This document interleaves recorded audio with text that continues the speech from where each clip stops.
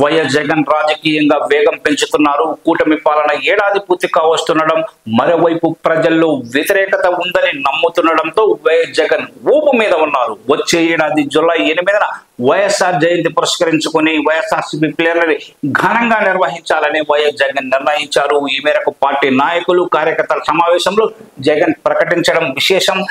ఓ రకంగా పార్టీ ప్లేనరీని ఎన్నికల శంఖారావంగా జగన్ భావిస్తున్నారు. అందుకే ఘనంగా నిర్వహించి తన పార్టీ మళ్ళీ పుంజుకుందనే సంకేతాలని జనంలోకి పంపాలని ఆయన అనుకుంటున్నారు.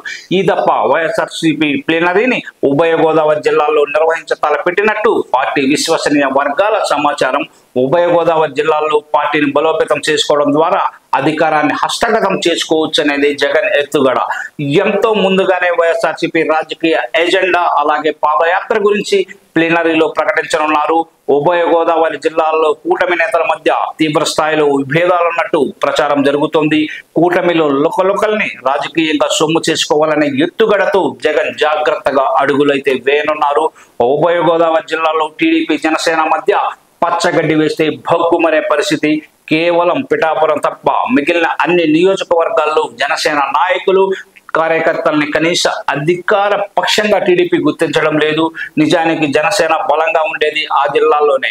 పవన్ కళ్యాణ్ సామాజిక వర్గం ఆ జిల్లాలో గెలుపోటములను నిర్ణయించే పరిస్థితిలో ఉంది. కానీ అధికారంలో భాగంగా ఉన్నప్పటికీ జనసేన పనులేవి అక్కడ జరగడం లేదన్నది వాస్తవం. పవన్ కళ్యాణ్ మాత్రం ఇవేవి తనకు పట్టనట్టు వ్యవహరిస్తున్నారు. ఎక్కడైతే వైఎస్ఆర్సీపీ బలహీనంగా ఉందో అక్కడ నుంచి దిద్దుబాటు చర్యలు చేపట్టాలని జగన్ ఆలోచన. అందుకే ఉభయ గోదావరి జిల్లాలపై జగన్ ప్రత్యేక దృష్టిని సారించారు. అధికారం కోల్పోయిన తరువాత మొదటి ప్లీనరీని ఆ ప్రాంతం నుంచే మొదలు పెట్టడం ద్వారా రాజకీయ కదలికకు బీజం వేయాలని ఆయన నిర్ణయించారు.